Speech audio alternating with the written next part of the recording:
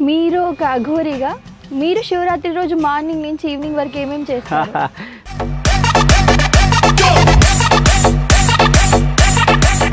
శివుడి యొక్క పెళ్లి రోజుని శివరాత్రి అంటారు.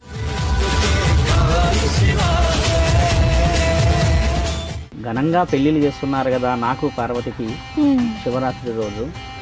నిజంగా వీళ్ళు చేస్తున్న పెళ్లికి విలువ ఉందా, లేదంటే వీళ్ళు హంగు హర్వాటం అనే ఒక జీవితాన్ని చూపిస్తున్నారా, అంటే డబ్బు బలం పరపతిలు చూపిస్తున్నారా? మానవులకి ఉపవాసం అనేది శాపం తల్లి.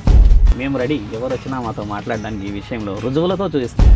వాగర్ధాగ సంప్రోక్త వాగర్ధ ప్రతిపత్తాయ జగద్గురుతర వందే పార్వతీ పరమేశ్వరాయ. సనాతన ధర్మం అంటే దైవారాధన కాదు తల్లి, బాగా గుర్తుపెట్టుకో. సనాతన ధర్మం అంటే మన హిందూ దేవాలయాలని కాపాడడం కాదు తల్లి. సనాతన ధర్మం అంటే తల్లి తండ్రులని, అన్నాదమ్ములని, ఇంటి గడపని నమ్మిన సౌభాగ్యవతిని గెలిచిన వాడు ఖచ్చితంగా సమాజాన్ని గెలుస్తాడు, సమాజం నుంచి దేశాన్ని గెలుస్తాడు, ఆ దేశాన్ని గెలిచిన వాడే పరమాత్మని గెలుస్తాడు.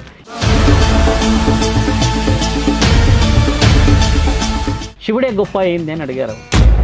జననం మరణం లేనివాడు శివుడు, అంతే. కూర్చొని చేసేది ఏం తెలుసా, తండ్రి కళ్ళు మూసుకొని ప్రతి కడపలో ఏమి జరుగుతుందో చూస్తాడు నా తల్లి. అందరికీ నమస్కారం. ముందుగా మా ప్రేక్షకులందరికీ మహాశివరాత్రి శుభాకాంక్షలు. సో చాలామంది పండితులు ఎప్పుడు శివరాత్రి ఎలా జరుపుకోవాలి, ఎలా జరుపుకుంటే బాగుంటుంది, ఆ రోజు ఏం చేయాలి, ఈ విషయాలన్నీ చెప్తూ ఉంటారు. కానీ ఒక అఘోరా చెప్పింది మనం ఎప్పుడూ వినలేదు. సో అఘోరాలు మహాశివరాత్రి ఎలా జరుపుకుంటారు, ఆ రోజు ఏం చేస్తారు, ఏం చేస్తే బాగుంటుంది, మరిన్ని విషయాలు మనతో మాట్లాడడానికి ప్రస్తుతం శివరుద్ర స్వామి గారు మనతో ఉన్నారు. ఆయనతో మాట్లాడి తెలుసుకుందాం. నమస్కారం స్వామి. నమస్కారం తల్లి. స్వామి చెప్పండి, చాలా మంది పండితులు చెప్తూ ఉంటారు ఇలా జరుపుకుంటే బాగుంటుంది, ఇలా చేస్తే బాగుంటుంది. సో మీకు పండితులకి డిఫరెన్స్ ఉంది, మీరు ఒక అఘోరా. సో అఘోరాలు ఎలా జరుపుకుంటారు మహాశివరాత్రి? చూడమ్మా, పరమాత్ముడి ఆజ్ఞ మీరు అడిగిన దాంట్లో ఏంటంటే అఘోరాలు, తర్వాత సామాన్యమైన మానవులు నక్షత్ర తిథులను బట్టి శివుడి యొక్క రాత్రి అంటారు. శివరాత్రి అని అంటే ఏంటమ్మా, మొట్టమొదటగా భూమండలంలో చాలా మందికి తెలియనిది ఏంటంటే అమ్మా, శివుడు భూమండలానికి ఆధిపత్యాన్ని ఇచ్చిన రోజు అది. అంటే బ్రహ్మ విష్ణువులు ఇద్దరు నేనంటే గొప్ప అన్న విషయాన్ని గొడవ పడుతున్న సమయంలో పరమాత్ముడు ఒక అగ్నిలింగాన్ని వారిద్దరి మధ్యలో నుంచి కిందికి పైకి పంపించాడన్న తరుణాలు రాసి ఉన్నాయి.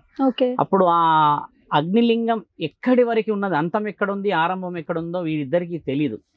తెలియని సమక్షంలో దీన్ని సృష్టించింది నేను, దీని యొక్క అంతం ఆరంభం తెలియలేదు. కాబట్టి మీ ఇద్దరి యొక్క స్థితిగతులని దైవాధిపత్యంగా మీపై ఆధిపత్యాన్ని, జననం మరణం లేనివాడిని నేను కాబట్టి ముల్లోకాధిపతిని అనేది మనకి పురాణాలలో రాసి ఉన్న తరుణం అది. ఆ యొక్క తగువుని తీర్చినప్పుడు మీరు చాలామంది తెలుసుకోవాల్సింది ఏంటంటే, బ్రహ్మ విష్ణువుల యొక్క ఆ తగువు తీర్చిన రోజు వాళ్ళు చాలా ఆనందపడ్డారు. నిజమే కదా, పరమాత్ముడు మా ఇద్దరి యొక్క అహంకారాన్ని అణిచి మాకు దైవానికి సంబంధించిన విలువలని చెప్పి విష్ణువు యొక్క స్థితిగతులని భూమండలం పైన మార్చినందుకు బ్రహ్మ విష్ణువులు ఏం చేస్తారంటే అమ్మ, చాలా ఆనందపడి ఓహో మాకు ఒక అధికారి ఉన్నాడు ముల్లోకాధిపతి అని వాళ్ళు అంగరంగ వైభవంగా పండుగను చేస్తారమ్మా. ఎలా అంటే సర్వ దేవతలని పిలిచి పరమాత్ముడి యొక్క ఆజ్ఞని ఆయన ఎంత మెచ్చుతాడంటే అమ్మ, ఆయన చేస్తున్న ఆ తాండవాన్ని చూసి మిగతా దేవతలు కూడా ఆనందంగా ఎంతో వారి యొక్క మనోభావాలని పరమాత్ముడికి అప్పచెప్తే ఆ యొక్క తరుణాన్ని పరమాత్ముడు చెప్పుతాడు. ఇకపై మీరు చేస్తున్న ఈ పండగ రోజు పరమేశ్వరుడి యొక్క రోజు, శివరాత్రిగా రానున్న రోజుల్లో నేను కళ్యాణం చేసుకుంటున్న గడియగా భూమండలాధికారులకి, బ్రాహ్మణుల చేత, అఘోరాల చేత, సామాన్యుల చేత నేను పూజలను అందుకునే రోజు. ఆ బ్రహ్మ విష్ణువులు తగువు పడిన స్థలమే ఈరోజు మనం చూస్తున్న అరుణాచల ప్రదేశం. అరుణాచలం అని అరుణగిరి ప్రదక్షిణాలని 14 కిలోమీటర్లు తిరుగుతూ వస్తారు. 8 గిరుళ్ళు ఉంటాయని అక్కడ. ఆ యొక్క ప్రదక్షిణలు చేస్తున్న మహాపుణ్యక్షేత్రమే బ్రహ్మ విష్ణువులు తగువబడ్డ ఆ క్షణమైన అమృత గడి అది. దాని యొక్క మొట్టమొదటి పుణ్యక్షేత్రం మన భూమండలం మీద ఉన్న అరుణాచల క్షేత్రం తల్లి. ఆ తర్వాత ఒక సమయం శివుడి యొక్క పెళ్లి రోజుని శివరాత్రి అంటారు. ఒకరోజు బ్రహ్మ విష్ణువుల యొక్క గొడవని తీర్చినందుకు వాళ్ళు చేసిన పూజా విధానాన్ని మెచ్చి ఆ రోజుని పరమాత్ముడు నచ్చినందుకు ఆ యొక్క రోజుని శివరాత్రి అంటారు. అంటారు. మళ్ళీ ఈ రెండు కాకుండా మళ్ళీ ఇంకో రోజు, మూడవ రోజు మనందరం ఉపవాసం ఉండి పరమాత్ముడి కోసం ఎదురు చూస్తున్న తరుణాన్ని శివరాత్రి అని అంటాం. అవును. చూడండి, నక్షత్ర బలం, తారాబలం మీరు తీసుకున్నా అమ్మా, మానవుడు రాసుకున్న నక్షత్రాలు కానీ మానవుడు రాసుకున్న తిథులు కానీ ముహూర్తాలు కావు ఇవి. పరమాత్ముడు కాలజ్ఞానంలో రాసి పెట్టిన వాటిని మనం మళ్ళీ నెమరు వేస్తున్నాము. మీరు గత 1000 సంవత్సరాల్లో చూసుకోండి, పాత పుస్తకాలు పాత పురాణాల నుంచే కొత్తవి వచ్చాయి, కానీ వాటిని అనుసంధానం లేకుండా కొత్తవి రాలేవమ్మా. కాబట్టి ఏంటంటే మనం తెలుసుకోవాల్సింది ఏంటంటే శివుడి యొక్క రాత్రిని చేసుకోవాలి అని అంటే ఒక అఘోరాలు కానీ సామాన్య మానవులు కానీ పరమాత్ముడి యొక్క పెళ్లి రోజు అంగరంగ వైభవంగా చేసుకోవాలి. చాలా మంది ఉపవాసాలు ఉంటారు ఆ రోజు. ఉపవాసం అనేది పరమాత్ముడు చెప్పలేడు తల్లి, శాపం పెట్టాడు. ఏమని పెట్టాడు అని అంటే, నీవైతే ఇప్పుడు మీకు ఎవరైనా మన సమాజంలో పెళ్లి అంగరంగ వైభవంగా చేసుకుంటామమ్మా, ఆ పెళ్లిలోకి ఎవరైనా భిక్షాటనకు వస్తే సహజంగా మనం ఏం చేస్తాం, రిజెక్ట్ చేస్తాం. ఇంత పెద్ద పెళ్ళి అవుతుంది, అందరూ మంగళ వాయిద్యాలు ఉన్నాయి, అతిథులు వస్తున్నారు కదా, మీరు ఈ సమయంలో వచ్చి భిక్షాటనకి ఇంకా మేము భోజన తాంబూలాలనే స్వీకరించలేదు కదా అని చెప్పేసి రిజెక్ట్ చేస్తారమ్మా.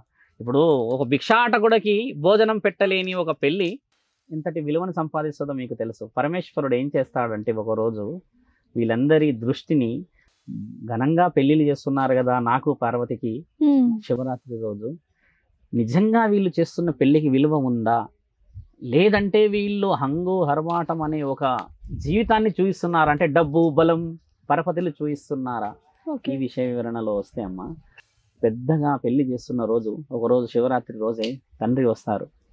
కళ్యాణం అమ్మవారికి తాళి కట్టే సమయంలో వచ్చి గట్టిగా ఉత్కంఠంగా భవదీ భిక్షాందేహి అని అంటాడు.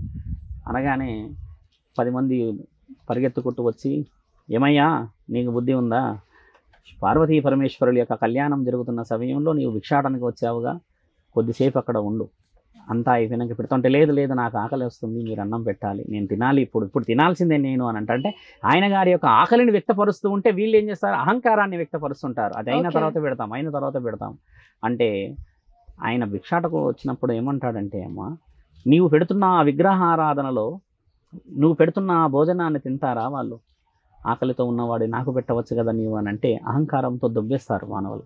దొబ్బేసినప్పుడు ఆయన గారు శాపాన్ని పెడతారు. నిజంగా భోజనానికై నిజంగా ఆకలితో వచ్చిన వాడి యొక్క కడుపుని చూడకుండా విగ్రహారాధనలో మీరు చేస్తున్న ఆ పూజలో పరమాత్ముడు ఏ రోజు ఆజ్ఞ ఇయ్యలేడు. కాబట్టి ఇదే రోజు మీరు ఉపవాసం ఉండుదురుగాక, ఇకపై భూమండలం మొత్తం ఇది పాటించుడుగాక.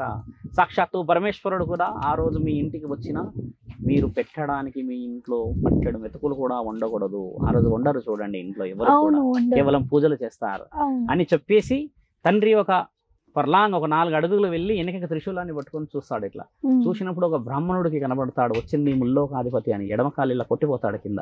కొట్టిపోయినప్పుడు అక్కడ రాసి ఉంటుంది అనమాట. ఏమని రాసి ఉంటుందంటే, ఇదే శివుడి యొక్క రాత్రి, అభిషేకాలు పుణ్య కార్యక్రమాలు బంగారు నాణ్యాలతో నాకు అభిషేకాలు చేయడం ముఖ్యం కాదు, ఆకలితో ఉన్నవాడికి పట్టెడు అన్నం పెట్టలేని మీరు మహాభాగ్యమైన పూజలు పురస్కారాలు చేస్తే విలువ వస్తుందా? శాసనాల్లో రాసిలేదమ్మా, ఆకలితో ఉన్నవాడికి అన్నం పెట్టాలనే రాసిందే. కానీ విగ్రహారాధనలో నీవు బంగారంతోని నెయ్యితోని తర్వాత పలు పదార్థాలతో నీవు చేసుకుంటున్నావే, కానీ ఆయన లింగారాధన నీళ్ళతో చేసిన గంగార్పణమే అన్నాడే, కానీ ఇక్కడ రాసిలేదు. మానవులు తెలుసుకోవాల్సింది ఏంటమ్మా, శివరాత్రి రోజు మనం ఉపవాసం ఉంటున్నాము అని అంటే మనకు తెలియకుండానే పరమాత్ముడి యొక్క మాటని ఆయన యొక్క ఆటని మనం కళ్ళారా చూస్తున్నాం వాళ్ళం అన్నమాట. చాలామంది శివరాత్రి రోజు పుణ్యం వస్తుంది అని భిక్షాటన వచ్చిన వాళ్ళకి ఇస్తూ ఉంటారు. నిజంగా అది చాలా శుభ సూచకం. నాలాంటి సాధువులు కూడా ఇస్తూ ఉంటారు. ఒక శివుడు వచ్చేసి ఒక భిక్షాటన గురించి అడిగాడంటే, అమ్మ నీలో ఉన్న మానవత్వాన్ని మేల్కొల్పడానికి అడిగినప్పుడు నీవు కనిపెట్టలేని స్థితిలో ఉన్నావు.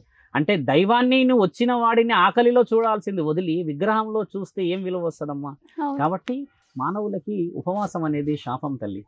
మేము రెడీ, ఎవరు వచ్చినా మాతో మాట్లాడడానికి ఈ విషయంలో రుజువులతో చూపిస్తాం. ఇంకొకటి, ఇప్పుడు మెయిన్ గా శివరాత్రి అని అంటే రాత్రి జాగారం ఉండడం, ఉపవాసం చేయడం, అభిషేకం చేయడం, మూడింటిని మెయిన్ గా పోలిస్తారు కదా స్వామి. వీటి మహత్వాలు ఏంటి? చూడండి, ఇప్పుడు అభిషేకాలు తర్వాత మీరు అన్నట్టుగా ఉపవాస కార్యక్రమాలు, పూజలు, జాగారణ చేయడానికి గల ముఖ్య కారణాలు పరమాత్ముడు ఏ సమయంలో అయినా రావచ్చు. ఒకటి జాగరణ అనేది ఏంటంటే అమ్మ 12 గంటల వరకు పడుకోకూడదు అనడానికి గల కారణం ఏంటంటే 12 దాటితే శివుడి యొక్క రాత్రి అయిపోతుంది కదా, శివరాత్రి రోజు అయిపోతుంది కాబట్టి ఓహో శివరాత్రి రోజు ఆ రోజు వచ్చాడు పరమాత్ముడు కాబట్టి ఈ రోజు రావచ్చేమన్న ఆశతో ఎదురు చూస్తారు. ఒక విషయం.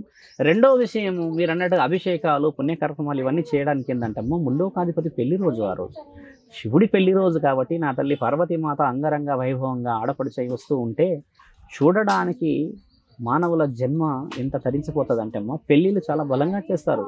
శివరాత్రిని చూసిన ఆ పెళ్లి క్షణాన్ని చూసిన వాళ్ళు సౌభాగ్యవతులు నిండుగా ఉంటారు. ఎందుకంటే గౌరీమాత అంటే తల్లి నా తల్లి పార్వతీమాత.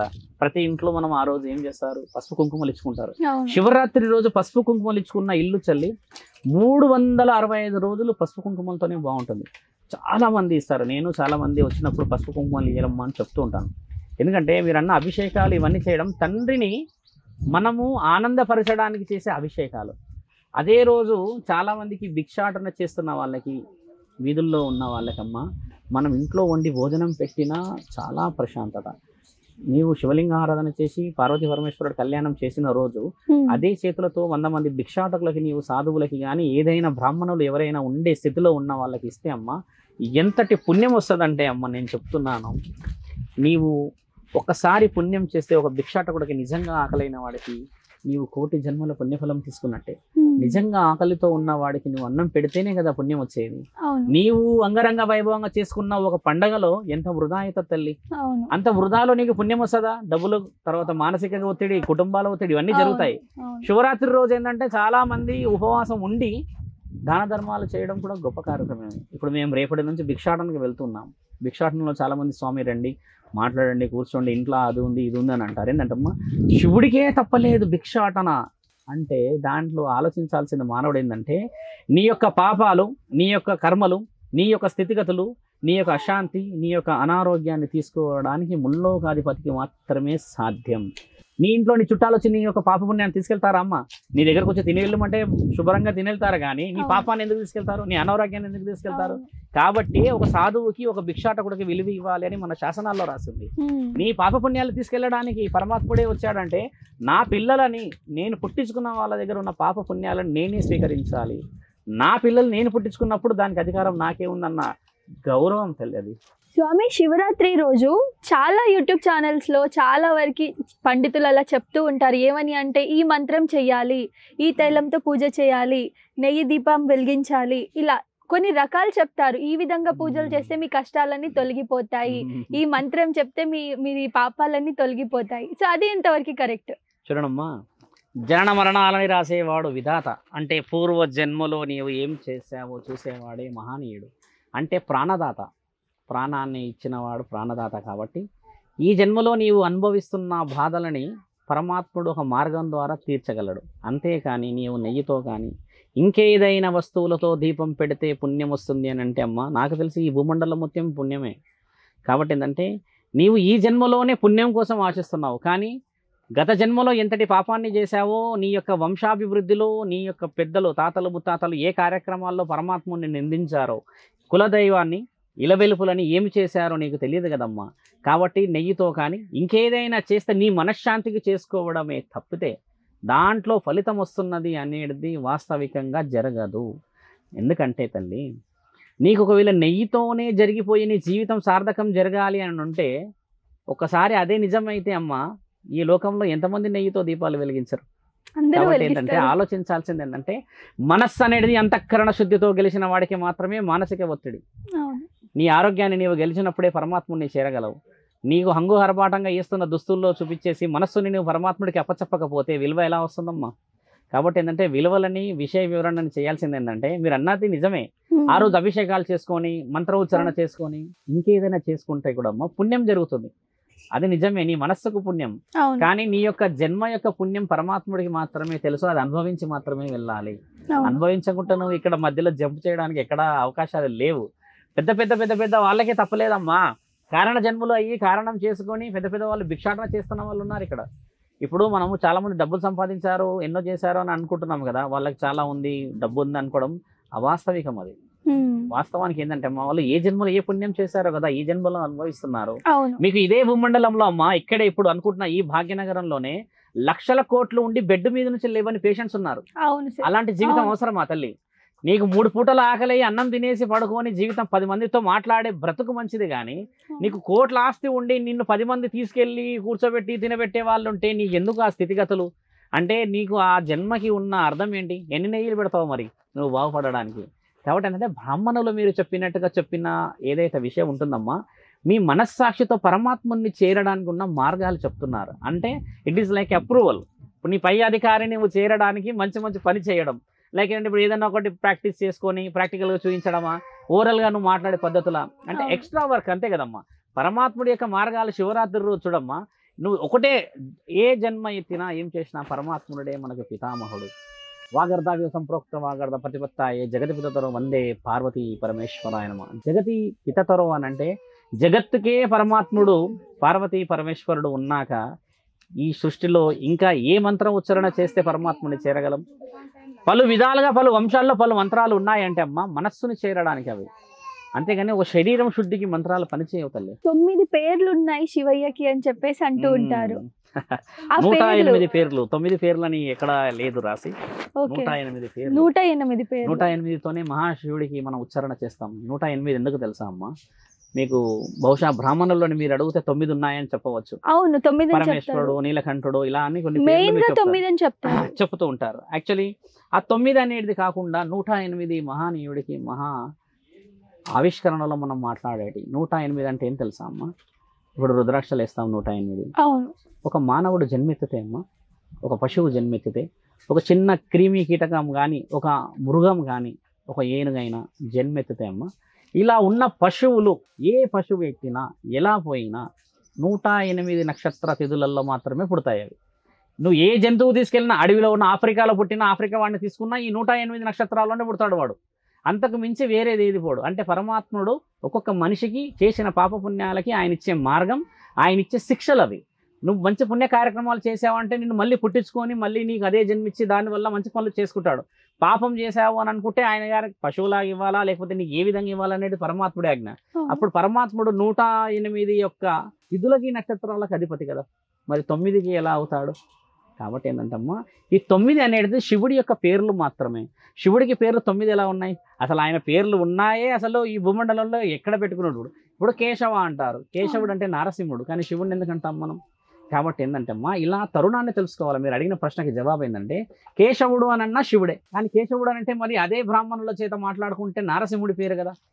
అయితే శివకేశవుడు అని అంటే శివుడికి కేశవుడికి ఇద్దరు గెలిచిన పేరు. అంటే శివుడు వచ్చాడు, ఇక్కడ కేశవుడు వచ్చాడు, నారసింహుడు. ఆ పేరు ఎందుకు వచ్చిందంటే అమ్మా, ప్రహ్లాదుడు మీకు తెలిసిందే కదా, ఆయన గారు ఒక మహానీయ సందర్భం వచ్చినప్పుడు ఆయనని కాపాడడానికి వస్తాడు కదా. తండ్రి యొక్క అహంకారాన్ని, ఆయన ఎక్కడి నుంచి పుడతాడు? అప్పుడు ఒక స్తంభం నుంచి పుడతాడు. అంటే నారసింహుడికి పుట్టుక లేదు తల్లి, ఆయనకు ఒక తల్లి గర్భం నుంచి రాలేడు. ఆయన ఏం చేస్తాడు? ఒక స్తంభం నుంచి అలా 2 చీల్చుకొని బయటికి వస్తాడు. వచ్చినప్పుడు ఆయనకు ఎంతటి కోపం వస్తుందంటే అమ్మ, పరమేశ్వరుడు కూడా ఆయన ఉన్న దీక్షలో నుంచి కళ్ళు తెరుస్తాడు. నారసింహుడికి ఎంతటి కోపం ఎందుకు వచ్చిందని చూస్తే ఆయన గారు అక్కడ ఆకాశం కాకుండా, భూమి కాకుండా, మానవుడు కాకుండా, పశువు కాకుండా, జంతువు కాకుండా గోర్లన్నీ పెంచేసి మధ్యలో పెట్టేసి హిరణ్యకశిపుని చీలుస్తాడు కదా. ఆ చీల్చినప్పుడు వచ్చిన ఆ కోపం తల్లి ముల్లోకాధిపతులు భయపడిపోతారు. ఎందుకంత కోపం తీసుకొచ్చాడు నారసింహుడు అని. శివుడు వచ్చాక ఆగుతాడు. ఏమంటాడంటే, నారసింహ, ఈరోజు నీవు చూపించిన ఈ కోపానికి ఇకపై నీకు నేను బిరుదిస్తున్నాను, నీవు శివకేశవుడై ఉంటావు. అంటే శివుడికి అంతటి కోపం వస్తుందమ్మా ఈ భూమండలంలో. కానీ నారసింహుడు కూడా ఆ రోజు ఆయన యొక్క విశ్వరూపాన్ని చూపించేసరికి తండ్రి వచ్చి సాక్షాత్తుగా బిరుదిస్తాడు. పురాణాలలో రాసి ఉంది, అది శివపురాణంలో చాలా స్పష్టంగా రాసి ఉంది. శివకేశవుడు అని అంటే శివుడు కేశవుడు కలిసిన అంటే నారసింహుడి యొక్క అవతారంలో శివుడు ఇచ్చిన బిరుదు తల్లి. అంటే ఇప్పుడు మనము ఎన్ని పేర్లు పెట్టాలి? అలా పరమాత్ముడు భిక్షాటకుడికి కూడా పేరు పెట్టాడు. ఒక భిక్షాటన చేసిన వాడు పరమాత్ముడే అంటున్నాం కదా, అంటే భిక్షాటకుడు కూడా ఒక పేరు ఉన్నట్టే కదా.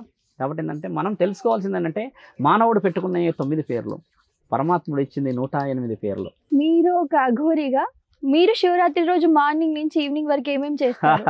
చూడమ్మా, మార్నింగ్ నుంచి ఈవినింగ్ అఘోరి లాగా ఉన్నాం కాబట్టి శివరాత్రి అనేది మీరు అన్నట్టుగా ఒక పండగ రోజు. కానీ ఒక అఘోరాదులం, శివ సాధువులం, నాగ సాధువులం పరమాత్ముడి దగ్గర ఉన్నందుకు ప్రతిరోజు మాకు పండగే తల్లి. కాబట్టి ప్రతిరోజు దినచర్యలో ఆ రోజు ప్రత్యేకంగా ఏముంటుందంటే, ఎవరైనా అన్నదాన కార్యక్రమాలు కానీ శివుడి యొక్క అభిషేకాలు కానీ చేస్తున్నప్పుడు ప్రత్యక్షంగా దగ్గర ఉండి ఆ రోజు సందడి, ఎందుకంటే రోజు వచ్చే 10 మంది కంటే ఆ రోజు 100 మంది వస్తారు కాబట్టి అదొక ఆనంద తరుణం తల్లి. ఇప్పుడు మీరు అన్నట్టుగా ప్రత్యేకంగా అఘోరా చేతుల ద్వారా ఒక వస్తువు వెళ్తుంది, ఒక పూజా విధానం, ఒక పదార్థం వెళ్తుంది అనేది అబద్ధం. ఆ రోజు పరమాత్ముడు స్వీకరించింది మామూలు రోజుల్లో కూడా స్వీకరిస్తాడు తండ్రి. కాకపోతే శివుడి యొక్క రాత్రి అంటే ఆయన పెళ్లి కాబట్టి అమ్మ, ఖచ్చితంగా ముల్లోకాధిపతి పెళ్లి అంటే భూమండలం మొత్తం ఆనందపడాలి.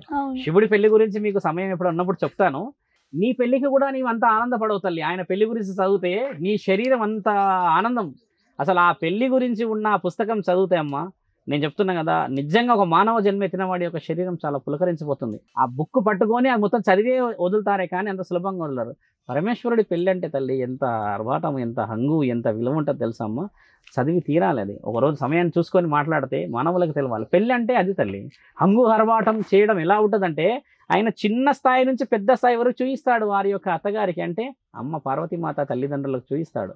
ఎలాంటి విలువ విషయం ఇవ్వాలి కాబట్టి తండ్రి ఆనందపడే రోజు కదమ్మా. కాబట్టి ఆ రోజు మనము ఆనందపడాలి. అదే భిక్షాట కూడా వచ్చి తండ్రిని ఆ రోజు చేరినా తండ్రి ఆలింగనమే చేసుకుంటాడే కానీ నీవు భిక్షాట కూడా కదా నాకు పెళ్లి రోజు రావద్దు అనకూడదు. అలా అంటాడా? అసలు ఉన్నాయా? లేవు. అందుకే కదా ఏమీ లేకుండా కూర్చుంటాడు విభూది రాసుకొని. అఘోరాల్లో కూడా రకరకాల అఘోరాలు ఉంటారు. కొంతమంది స్వామి పూర్తిగా అసలు వాళ్ళకి వస్త్రాలు ఉండవు, అలా కూడా ఉంటారు. అంటే మీరేంటి, వాళ్ళకి మీకు తేడా ఏంటి? చూడమ్మా, ఇప్పుడు అఘోరాలలో మొదట నాగసాధువులు ఉంటారమ్మా. ఈ భూమండలంలో వాళ్ళకి వచ్చి ఒక protectors to the entire eternity. అంటే ఈ యొక్క మీరు చూస్తున్న మండలానికి అధికారులు వాళ్ళు. ఈ యొక్క ఇప్పుడు మీరు ఒక స్త్రీ కాబట్టి ఒకప్పుడు మన భూమండలం మీద స్త్రీకి చాలా తక్కువగా అవతలి వేరే దేశం వాళ్ళు వచ్చినప్పుడు మనల్ని అపహరించుకోబోయే సందర్భాలు ఎక్కువ ఉన్నాయి. గుడులు, గోపురాలు, నిధులు, తర్వాత ఆడవాళ్ళని ఇబ్బంది పెట్టే తరుణాలు ఉన్నాయి. అలాంటి సమయంలో అమ్మ నాగసాధువులు మాత్రమే కాపాడారు. ఎలా కాపాడారు చూడమ్మా. నాగసాధువులు అంటే దత్తాత్రేయుడు మీకు తెలిసిన వాడే. దత్తాత్రేయుడు ఏంటంటే ఆయన గురువు, కారణజన్ముడు. ఆయన ఒక్కడప్పుడు గురువు ఉండే. ఆ గురువు ఉన్న సమయంలో ఆఫ్ఘాన్ దేశస్తులు అంటే ఆఫ్ఘనిస్తాన్ నుంచి మనపై దండయాత్ర జరిగింది. అలా 14 సార్లు దండయాత్ర జరిగి ఆడవాళ్ళని ఎంతో ఇబ్బంది పెట్టి మన యొక్క వస్తువులు తీసుకెళ్తూ ఉంటే దత్తాత్రేయుడు ఏం చేశాడు, భూమండలం మొత్తం ఒక ప్రకటన ఇచ్చాడమ్మా. నాకు శరీరం మీద ప్రాణం మీద ఆశ లేని వాళ్ళు, కేవలం పరమేశ్వరుని మాత్రమే ధ్యానించే వాళ్ళు వీరులు కావాలి, ధైర్యంతో ఉన్నవాళ్ళు అని చెప్తే అప్పుడు 500 మంది వస్తే ఆ 500 మందిని 12 సంవత్సరాల శిక్షణ ఇచ్చి అదే ఆఫ్ఘాన్ వాళ్ళపై చిత్తుగా ఓడించారమ్మా. ఒక్కటేసారి అలా 4 సార్లు ఓడించారు వాళ్ళని. 4 సార్లు ఓడించిన పురాణాల్లో రాసున్నాయి. ఒక్కసారి హరహర మహాదేవ్ అని చెప్పినప్పుడు అమ్మ 1000 గుర్రాలు కింద పడ్డాయి. అలాంటి వాళ్ళని తలలు తీసి అలా కింద పెట్టి నా భూమండలాన్ని రక్షించడానికి నేను ధర్మమే చేశాను, కానీ నీ మీద నాకు కోపం లేదు, హరహర మహాదేవ్ అని చెప్పి తలలు తీసిన సందర్భాలు ఉన్నాయి. అంటే మానవుడిపై మానవుడు కోపంతో చేయలేదు, అది ధర్మరక్షణకై నీ వచ్చావు కాబట్టి నేను నా ధర్మాన్ని కాపాడడానికి పరమాత్ముడు ఇచ్చిన ఆజ్ఞని నేను నీ యొక్క తలని తీస్తున్నా. ఎందుకంటే దీంట్లోనే కదా నీకు అష్టదిగ్బంధనలు చేసే బుద్ధులు వచ్చాయి. ఆడదాన్ని అపహరించాలని, పరాయి దేశం మీద ధ్వంసానికి వెళ్ళాలని, నిధులు తీసుకెళ్లాలని, కష్టాన్ని నమ్మలేని నీ యొక్క ఈ బుర్ర, నీ యొక్క ఈ తల ఉండాల్సిన అవసరం లేదు. ఎందుకంటే ఒక్క తలతోని 1000 తలలు మనం తయారు చేయవచ్చు, అంటే తెలివితో. అందుకని దాన్ని తీయడం, ఇలా తీసి అలా పెట్టి హరహర మహాదేవ్ అంటారు. వాళ్ళు నాగసాధువులమ్మ. అఘోరాలు ఎవరనంటే అమ్మ, నాగసాధువులు ఏం చేస్తారంటే అఘోరాల కంటే ముందు నాగసాధువులు పరమశివుడిని పూజిస్తారమ్మా. నీవు అడిగావు కదా తేడాలంటే, నాగసాధువులు పరమశివుడినే ఫస్ట్ పూజిస్తారు, తర్వాత మహాశక్తిని పూజిస్తారు. అంటే వాళ్ళు ధైర్యానికి, తర్వాత అమ్మవారి యొక్క ఆశీర్వాదానికి, తర్వాత విష్ణుదేవుడిని పూజిస్తారమ్మా. ముల్లోకాధిపతుల్లో 2వ వాడు విష్ణుదేవుడు, ఆయన్ని పూజిస్తారు. 4వ వాడు సూర్య భగవానుని పూజిస్తారు. ఎందుకంటే ఈ భూమండలం మొత్తం ఆయన గారి యొక్క ఆధీనంలో ఉన్న వెలుగు చీకట్లు కాబట్టి. 5వ వాడు వచ్చేసి గణేశుడు. మన దగ్గర 5వ వాడు గణేశుడు. నాగసాధువులలో చూసుకుంటే 5 ఉంటాయి అమ్మ. మానవులలో మొదటి స్థానం గణేశుడిది. మనం పూజించాలంటే ఫస్ట్ విగ్రహారాధనకు వచ్చేసరికి ఏం చేస్తాం, గణేశుడిని ఫస్ట్ సర్వ కార్యాలకి సిద్ధహస్తుడు అని చెప్పి ఆయన్ని పూజిస్తాం. కానీ నాగసాధువులకి 5వ స్థానం ఇది. మొదటి స్థానం పరమేశ్వరుడు. అఘోరాలు వచ్చేసి కేవలం శివుడిని మాత్రమే పూజిస్తారు తల్లి. పార్వతీ మాతను కూడా పూజించారు వాళ్ళు. వాళ్ళు ఏం చేస్తారంటే మాకు పరమేశ్వరుడే ఇంకా మహాభాగ్యం అన్నమాట. కాబట్టి పూజించే పద్ధతి ఎలా ఉంటుంది, పరమశివుడు చేసిన దాంట్లలో మీరన్న నాగసాధువులు ఒక దేశ రక్షణ జరిగింది కదా, అఘోరాలలో కూడా అదే దేశ రక్షణ జరుగుతుంది. కాకపోతే వారి యొక్క స్థితిగతులలో మార్పులు. ఇప్పుడు చూడండమ్మా, 100 సంవత్సరాల క్రితం, ఎప్పుడో మనం పురాణాలు మాట్లాడుకుంటే దత్తాత్రేయుడు అంటే చాలా లాంగ్ వే. 100 సంవత్సరాల క్రితం ద్వారక, ఇప్పుడున్న ద్వారకాలో గోకులంలో దండయాత్ర జరిగింది. వేరే దేశస్తులు వచ్చారు. వాళ్ళని కాపాడింది కూడా ఈ అఘోరాలు నాగసాధువులే. 7 రోజులు ఆడపిల్లల్ని విరుచుకపడి ఇబ్బంది పెట్టారమ్మా. అది కూడా రాస్తుంది, మీ యూట్యూబ్లలో చూడొచ్చు. వెళ్ళి వాళ్ళని ధ్వంసం చేశారు ఈ నాగసాధువులు, అఘోరాలే వెళ్ళి ధ్వంసం చేసి చిట్టుగా తలలు తీసమ్మ ఒక్కొక్క గడప దగ్గర పెట్టారు. మళ్ళీ మా దేశం వైపు, మా రాజ్యం వైపు, మా యొక్క ఇష్టదైవం ఆడదాని వైపు మీరు వచ్చారంటే ఈ అఘోరాలు మళ్ళీ తిరగబడే అవకాశాలు ఉన్నాయని త్రిశూలాన్ని చూపించారు. మీరు అన్నారు కదా దుస్తువులు ఉండవు కదా ఎక్కువ శాతం అని. అంటే దుస్తువులు అనేది ఒకప్పుడు లేని చాలా పురాణాల క్రితం, కానీ ఇప్పుడు ఏం చేస్తున్నారంటే అఘోరాలు ఏం చేస్తారంటే అమ్మ చిన్న దుస్తువులు అడ్డం పెట్టుకుంటున్నారు. ఎందుకంటే మానవాళికి ఇబ్బంది కాకూడదు మా వల్ల అని. వారు విభూది రాసుకొని ఎక్కడో కొండ ప్రాంతంలో ఎందుకుంటారంటే శివుడి ఆజ్ఞలో ఉంటారు. వారిని ఎక్కడ చూస్తాం మనం ఎక్కువ శాతం కుంభమేళలో చూస్తాం. కుంభమేళలోనే ఎందుకు చూస్తాం? 164 సంవత్సరాలు జరిగే ఆ కుంభమేళలో వాళ్ళు ఏంటంటమ్మా ఆ రోజే వచ్చి శివుడిని అందరు ఒకేసారి లక్షల్లో వచ్చి దర్శనం చేసుకొని వెళ్తారు. కుంభమేళ చాలా గొప్పది. ఇప్పుడు భూమండలంలో అత్యంత విలువైన పండుగ ఏదంటమ్మా కుంభమేళనే. కుంభమేళలో వచ్చినంత స్ట్రెంగ్త్ పాపులేషను నువ్వు ఏ పండగకు రాదు. నువ్వు ఏ రాజ్యంలో అయినా తీసుకోమ్మా, అంత వస్తారు అక్కడికి. కాశీకి వస్తారు. ఎంతలో వస్తారు? అంగరంగ వైభవంగా వస్తారు. కుంభమేళకున్న విలువ అది. ఇప్పుడు అఘోరాల విషయం అది. సాధువులు, శివ సాధువులు. ఇప్పుడు శివ సాధువులు ఏంటంటే అమ్మ వాళ్ళు వైవాహిక జీవితం అంటే భార్య పిల్లలు సంసారం ఉండి శివుడికే జీవితాన్ని అర్పించిన వాళ్ళు శివ సాధువులు. నాగ సాధువులు ఏంటంటే మొత్తం జీవితాన్ని పరమాత్ముడికి అప్పచెప్పడం, ఏదైనా శిక్షలను అనుభవించినా అవతల వ్యక్తి ప్రాణాలు తీయడానికి కూడా వెనుక వాడరు, రుజువులయ్యాయి. అఘోరాలు కూడా అలాంటి వాళ్ళే. ఈ అఘోరాలలో చూడమ్మా కంప్లీట్గా మనము ఒకసారి నమ్మక ద్రోహం చేత మోసపోయిన వాళ్ళే ఉంటారు అఘోరాలలో. ఇప్పుడు జీవితం మీద విరక్తి మధ్యలో వస్తుంది, జీవితం మీద విరక్తి జైలుకు పోయిన వాళ్ళకి వస్తుంది, జీవితం మీద విరక్తి మనం నమ్మిన స్నేహితుడు వెన్నుపోటు పొడిస్తే ఇది ఎంత బతుకు అని వస్తుంది, ఆడపిల్ల మోసం చేస్తే వస్తుంది. ఇలాంటి వాళ్ళు ఎక్కువ శాతంగా అఘోరాలలో ఉంటారు. మీరు గమనించాల్సిన విషయం కూడా అదే. అయితే వారి యొక్క శారీరక కలయికలో 12 సంవత్సరాల శిక్షణలో వారి యొక్క ఏదైతే జననాంగం ఉంటుందమ్మా ఆడదాని వైపు చూడకుండా ఉండడానికని ఆ నరాన్ని శిక్షలో తీసేస్తారనమాట. మరోసారి పిండం పెట్టి మళ్ళీ నీకు కొత్త జన్మ వచ్చిందని కొత్త నామం పెట్టి పెడతారు. మన దాంట్లో రాసింది అది కూడా. నేను మరో సమయంలో నీకు చాలా వివరంగా చెప్తా అసలు ఏం జరుగుతుందని. ఇప్పుడు శివ సాధువులకి ఇది ఏంటంటే పెళ్లి చేసుకొని సౌభాగ్యంగా ఉండి సమాజంలో ధర్మ స్థాపనకి తిరుగుతారు. చూడమ్మా ధర్మ ప్రచారణ వేరు, ధర్మ స్థాపన వేరు. ధర్మ ప్రచారం ఏంటంటే అమ్మా నీవు 10 మందిని ఇలా ఉండండి అని చెప్పడం. ధర్మస్థాపన ఏదంటే అమ్మా నీవు ఇలా ఉంటేనే ధర్మాన్ని గెలిచిన వాడు అని నీ పక్కన ఉన్నవాడిని చేయించడం. ఇప్పుడు మైకులు పట్టుకొని చెప్పేసి 100 చెప్పేస్తే 100 మందిలో ఎంతమంది మారుతారు తల్లి?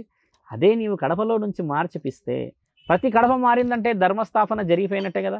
ఇప్పుడు కాకపోతే ఇంకో 25 సంవత్సరాలకి మన ధర్మానికి సనాతనానికి విలువ వచ్చినట్టే కదా. మళ్ళీ సనాతన ధర్మంలో మళ్ళీ ప్రత్యేకమైన రకాలు ఉన్నాయి ఇక్కడ, మీరు బాగా గుర్తుపెట్టుకోవాలి. సనాతన ధర్మం అంటే ఏందని అడిగే వాళ్ళు ఉన్నారు ఇక్కడ.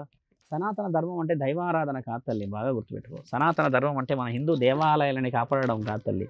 సనాతన ధర్మం అంటే తల్లి తండ్రులని అన్నాదమ్ములని ఇంటి కడపని నమ్మిన సౌభాగ్యవతిని గెలిచిన వాడు ఖచ్చితంగా సమాజాన్ని గెలుస్తాడు, సమాజం నుంచి దేశాన్ని గెలుస్తాడు, ఆ దేశాన్ని గెలిచిన వాడే పరమాత్మని గెలుస్తాడు. ఇవన్నీ గెలవంది డైరెక్ట్గా విగ్రహారాధన చేసేస్తే సనాతన ధర్మం గెలుస్తుందా? అవాస్తవమైన విషయమే కదా. వాస్తవమైన విషయం ఏంది? కడపలో నుంచి గెలిస్తేనే కదా సనాతన ధర్మం వస్తుంది. కాబట్టి మన భూమండలంలో తెలుసుకోవాల్సినవి చాలా చాలా మైక్రో లెవెల్లో ఉన్నాయి. ఒక రాయిని పూజించగానే సనాతన ధర్మం వస్తుంది అనేది చాలా తప్పు తల్లి. సనాతన ధర్మం ఇప్పుడు నిన్ను పూజించాలి. సౌభాగ్యవతివి, కష్టపడతావు. మగవాడే కష్టపడతాడా? మరి ఆడబడ్డ కష్టపడదా? పొద్దున్న నుంచి సాయంత్రం వరకు నీ తర్వాత పనిచేసి నీతో పాటు వ్యాపారం అంటే ఇప్పుడు వెళ్తున్న బిజినెసెస్ కానీ ఆఫీస్ కూడా వెళ్తున్నారు, నీతో పాటు ఇంటికి వచ్చి నువ్వేమో బెడ్ పైన పడుకుంటావు మగవాడివి, ఆడపిల్లనేమో కూరగాయలు కోసేసి వంట వండుతుంది. అంటే ఎవరికి స్ట్రెంత్ ఉంది? ఆడవాళ్ళకు ఉందా మగవాళ్ళకు ఉందా? ఆడవాళ్ళకి స్ట్రెంత్ ఉంది. సో బట్ ద వాల్యూ చూసుకుంటే లేదు ఆడవాళ్ళకి. ఎందుకు లేదు అని అంటే అలా క్రియేట్ చేశారు. నేను అనేది ఏంటంటే రెండు, ఒకటి మానవుడు చేసుకునేది ఆడ మగ. కాబట్టి ఏంటంటే వాళ్ళిద్దరికి సరి సమానమైన విలువలు రావడానికే పరమాత్ముడు అర్ధనారీశ్వరుడే చూపించాడు. ఆయన గారు అంత లైవ్ ఎగ్జాంపుల్ ఇచ్చిన తర్వాత కూడా మనం ఎలా ఆడవాళ్ళని తక్కువ చేయగలం? అలా చేయకూడదు. మీరు రక్షించబడ్డప్పుడే ఇల్లు రక్షించబడుతుంది, ఇల్లు రక్షించబడ్డప్పుడే ఊరు రక్షించబడుతుంది, ఊరు రక్షిస్తే సమాజం, సమాజం నుంచి రాష్ట్రం, రాష్ట్రం నుంచి దేశం. అదే కదా సనాతన ధర్మం. మంత్రం ఏదైనా చెప్పగలరా? లేదా ఇప్పుడే చెప్పాముగా మంత్రం, ఇప్పుడే మీ ముందు మంత్రం చెప్పాం కదా, వాగర్త సంప్రోక్త వాగర్త అని చెప్పేసి. అలా మంత్రాలు 100 చెప్పుకోవచ్చు. నా మంత్రానికి ఎంత విలువ ఉన్నది, ఎంత బలం ఉన్నది అని అంటే ప్రత్యేకంగా చెప్పవచ్చు. మంత్రాలు చెప్పడం అనేది నేర్చుకున్నాయి తల్లి. కానీ దాని ఫలితాన్ని చూపించడమే విద్యలో గొప్పతనం. ఫలితం ఏ మంత్రమైనా చదవవచ్చు మానవులు. ఇప్పుడే మీకు చెప్పాను నేను తండ్రి గురించి, సర్వమంగళం అని కూడా చెప్పగలను. ఈ మంత్రాలు అనేటి చూడమ్మా, మీరు అడిగారు కాబట్టి నేను మంత్రం చదువుతాను. ఏ మంత్రమైనా పర్లేదు. ఆ మంత్రానికి ఉన్న విలువ 10 మందికి నాకు మంత్రాలు వచ్చామని తెలుస్తుంది. కానీ ఇదే మంత్రాలు చదివి చెడు పనులు చేసే వాళ్ళు ఉన్నారు. మరి ఏ మంత్రానికి విలువ ఉంది?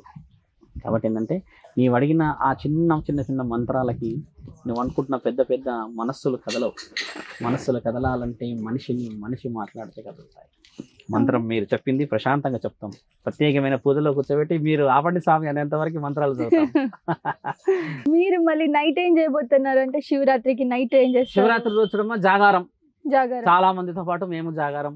అదే స్వామి, ఇప్పుడు జాగారం అనగానే ఇప్పుడు మన యూత్ ఏం చేస్తారు, నేను ఉపవాసం ఉంటాను, నేను శివయ్యకి పెద్ద భక్తురాలి. బట్ మనం ఏం చేస్తాము, మొబైల్లో సినిమాలు చూడడము, ఏదో సమ్ ఈవెంట్స్ కి వెళ్ళడము. ఆ రోజు శివుడి యొక్క పురాణాలు అంటే నువ్వు చాలా మంచి ప్రశ్న అడిగావమ్మా. ఒకవేళ నీకు టైం ఉంటే చెప్తాను. కుబేరుడు మహానీయుడు. కుబేరుడు అంటే భూమండలంలో దేవతా స్థానంలో కుబేరుడిది శివుడి యొక్క స్థాయి నుంచి 6వ స్థాయిలో కూర్చుంటాడు. అంటే 6వ స్థలంలో కుబేరుడు కూర్చుంటాడు. కుబేరుడు అంటే ఎవడమ్మా? లక్ష్మీపై అధిపతి, అంటే చాలా డబ్బులున్న వ్యక్తి. ఆయన గారు ఒక దేశానికి రాజ్యానికి అధికారి ఉన్నప్పుడు ఏం చేస్తాడంటే అమ్మ, రాజ్యాన్ని మొత్తం భ్రష్టు పట్టిస్తాడు. మద్యానికి, ఆడవాళ్ళకి బానిసై, ఎక్కడ పడితే అక్కడ స్త్రీ లోబుడై డబ్బులు ఖర్చు పెట్టేసేసి 26 సంవత్సరాలు వచ్చిన సమయానికి సుఖవ్యాధి అంటారు. సహజంగా మనం ఇప్పుడు కొన్ని ఉన్నాయి, మనకు కూడా తెలిసినాయి మానవ జన్మలో. అలాంటి ఒక వ్యాధి వచ్చేస్తుంది ఆయన గారికి.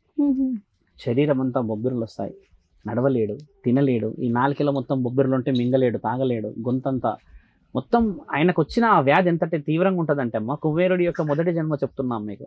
ఆయనకు వచ్చిన ఆ స్థితిగతికి నడవలేడు తల్లి. అప్పుడు కుబేరుడి యొక్క రాజ్యం నుంచి ఆయనని బహిష్కరిస్తారు. ఏమని బహిష్కరిస్తారంటే అమ్మ, నీ యొక్క శరీరం ఈ విధంగా ఉండడం చేత వేరే వారికి కూడా వచ్చే అవకాశం ఉంది కాబట్టి రాజ్య రక్షణకై మిమ్మల్ని బహిష్కరిస్తున్నాం. ఒక రాజు, ఒక యువరాజునే బహిష్కరిస్తారు.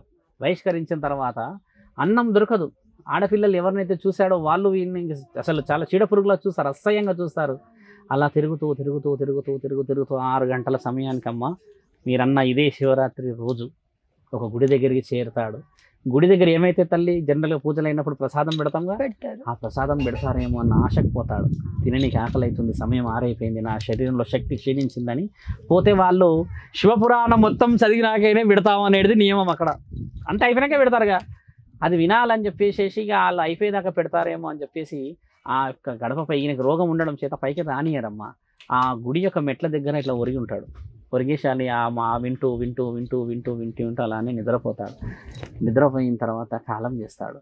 కాలం చేసినప్పుడు ఆయనను వచ్చేసి పరమాత్ముడు ఏమంటాడనంటే, నీవు ఈరోజు శివపురాణం వినడం వల్ల శివుడి యొక్క ఆధీనం అంటే ఆ గుడి ప్రాంతంలో చనిపోవడం వల్ల మరో జన్మ నీకు అవకాశం ఇస్తున్నాము, నీవు మళ్ళీ పుట్టి అదే రాజ్యంలో ఆ రాజ్యాన్ని గెలవగలవా అంటే, అప్పుడు అసలు కిందికి పెట్టి, తండ్రి నా జన్మలో ఇంత అర్థం ఉన్నదని మాకు తెలియదు, మీరు తెలిసేలా చేశారు. అంటే ఒక రాజ్యాధికారిపై నీవే ఇంతటి స్థితిని చేస్తే ఊర్లో ఉన్న వాళ్ళు ఏం చేస్తారనేది తండ్రి యొక్క సారాంశం. మళ్ళీ అదే రాజ్యంలో పుట్టమ్మ, ఎన్నో సౌభాగ్యవంతమైన పనులు, గుడులు, గోపురాలు ఎన్నో చేసి అదే 26వ రోజు అదే శివరాత్రి రోజు కాలం చేస్తాడు. వాళ్ళు అదే పురాణాలు వినిపిస్తాడు, ఊరు వినిపిస్తాడు. వినిపించి ఆయన ఎంత పెద్ద రాజ్యాన్ని అధిపతి చేశాడంటే చిన్న స్థాయి నుంచి పెద్ద స్థాయి చేసి గొప్ప స్థాయికి వస్తాడు. ఆ యొక్క పరమాత్ముడి యొక్క ఆజ్ఞని చాలా గొప్పగా చేసినందుకు పరమాత్ముడు మరో జన్మలో నీ వల్ల గొప్ప గొప్ప కార్యక్రమాలు జరగాల్సిన అవసరం ప్రతి మానవుడి చేతిలో నీ యొక్క స్థితిగతులు అవసరం పడతాయి అని చెప్పేసి, ఇకపై నీవు 3వ జన్మలో కుబేరుడిపై, అపార కుబేరుడిపై నా యొక్క స్థితిగతులు దైవలోకంలో దేవతలతో సమానంగా పూజించబడతావు, 6వ స్థాయి నీది అని చెప్పేస్తారు. 6వ స్థాయి అనేది మీకు తెలుసు ఎందుకంటారు, ఏ విధంగా అంటారు. ఆ 3వ వ్యక్తిని జరిపి ఆయనను కూర్చోబెడతారు. అంటే లక్ష్మీమాత స్వరూపం పైన కుబేరుడి స్థలం. పాము ఉంటుందమ్మా లక్ష్మీమాత దగ్గర. పామును చంపేది ఏంటి? ముంగీసనే ఈయన గారి వాహనం, కుబేరుడి వాహనం. కాబట్టి బ్రాహ్మణాలు మీకు చెప్పండి ఒక మహా ఉత్తమమైన విషయం ఏంటంటే, సర్పంని చంపేది ముంగీస ఉంది కదా, ముంగీసని ఎందుకు పూజించారు గుడిలలో గోపురాల్లో అని అంటే అమ్మ, సర్పం అనేది విశ్వాసం గలదు. కాబట్టి ఏంటంటే ముంగీస ఏంటంటే సర్పం పైన విషం ఉన్నది, అది ఒకరికి మాత్రమే నమ్మగలదు, అందరినీ నమ్మలేదు. అదే సర్పం అయితే దైవాధీనంలో ఉంటుంది కదా, నమ్ముతుంది. కాబట్టి ఏంటంటే మీరన్న ప్రత్యేకత ఏంటంటే అమ్మ, ఈ పురాణాలు వినాలి ఆ రోజు, మంచి కార్యక్రమాలు వినాలి ఆ రోజు. ఆడపిల్లలు అందరూ కలిసి ఏదైనా ఆటపాటలు ఆడుకొని ఇంకేదైనా శివుడి యొక్క తరుణాలు వినాలి. యూట్యూబ్లో ఓపెన్ చేస్తే ఏం మూవీ చూస్తామో నెక్స్ట్ డే కూడా అదే మూవీ వస్తుంది కదా అందులో. ఆ రోజే శివుడి గురించి వినొచ్చుగా, శివుడి గొప్ప కార్యక్రమాలు వినవచ్చుగా. లేదంటే మీలాంటి ఒక 100 మంది కలిసి నిజంగా ఆకలితో ఉన్న వాళ్ళకి ఇవ్వచ్చు కదమ్మా. అనాథ ఆశ్రమాలు ఉన్నారు, సాధువులు ఉన్నారు, రోడ్డుపై పాపం ఎంతో విద్య తెలిసి అడుక్కుంటున్నారమ్మా, అవును. చాలా చాలా స్థితిగతుల్లో ఉన్నారు. అలాంటి వాళ్ళకి భోజనం ఇచ్చే కార్యక్రమం ఎంత తృప్తి అనిపిస్తుంది. శివరాత్రి రోజు శివుడు నిజంగానే మెచ్చిన రోజు కదా. ఆయనైతే రాయలేడు పురాణాల్లో నా పెళ్లి అంగరంగ వైభవంగా మీరు చేసి ఆకలితో ఉన్నవాడికి అన్నం పెట్టకుండా ఉండండి అని చెప్పలేడు. ఆయనే వచ్చి నిన్ను మేలుకొల్పాడు కదా పెళ్లి రోజే వచ్చి. నీవు ఆకలితో ఉన్నవాడికి అన్నం పెట్టని వాడివి, నీవు అన్నం గురించి తప్పించిపోవాల్సిందే, ఈ శివరాత్రి రోజే నీ ఉపవాసం ఉండాల్సిందే అని ఎడమకాలని పైకి లేపి మరి చూపించాడు కదమ్మా. కాబట్టి ఏంటంటే ఆ రోజు దైవాధీనంలో ఉండడమే శుభసూచకం తల్లి. ఏం చేస్తాం చెప్పండి శివుడి రోజు ఉండకపోతే. మంచిది. మీరు అన్నట్టుగానే ఇప్పుడు ఇక్కడే హోమం జరుగుతుంది, శుభ కళ్యాణం జరుగుతుంది, అన్నదానం కార్యక్రమం జరుగుతుంది. నెక్స్ట్ డే చాలా మంది వస్తారు, ఇక్కడికి ఎంతో మంది వస్తారు, చూస్తూ ఉంటారు. కొంతమంది శ్రీశైలానికి వెళ్తారు కుటుంబాలతో. ఇదంతా ఏంటమ్మా శివుడి యొక్క ప్రత్యేకత.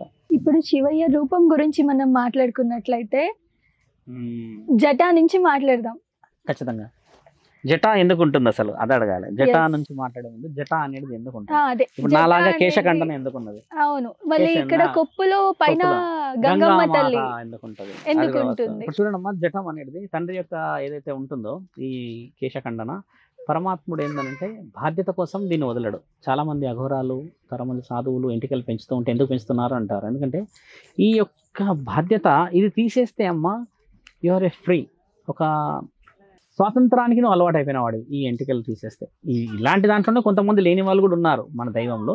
పరమాత్ముడి గురించి అడిగాము, శివుడి గురించి కూడా చెప్తున్నా. శివుడి యొక్క ఈ ఏంటంటే అమ్మ నీ బాధలని కట్టి పెట్టేది స్థలం ఇక్కడ ఇలా చుట్టి పెడతాడు. అన్ని రింగులుగా ఉండి దాన్ని అంతా ముడిలతో పెట్టి పెడతాడు, చుట్టేసి పెడతాడు. చుట్టి నీ యొక్క కష్టాలన్నీ కొప్పులో దాస్తాడు, ఈ పైన దాచిపెడతాడు. ముఖ్యంగా శివుడు హెయిర్స్ ఆయన గారి ఎంటికలకు ఉన్న ప్రత్యేకత ఏంటంటే మానవులు చేస్తున్న తప్పులు, మానవులు చేస్తున్న ఒప్పులు, గొప్ప గొప్ప కార్యక్రమాలన్నీ చుట్టి ఇక్కడ పెడతాడు ఆయన. అందుకని ఆయన పరమాత్ముడు ఎప్పుడు కొప్పుతోనే కనబడతాడు. కేవలం నాట్యము ఏదైనా కోపం అనే తరుణంలో తప్పితే ఎక్కడ కనబడాడు. బాధ్యతలన్నీ ఇందులో బరువు కోసమని నెత్తి మీద పెడతాడు. ఎందుకంటే తెలవాలి కదా బరువు శరీరానికి, ఎక్కడో పెట్టుకోడు.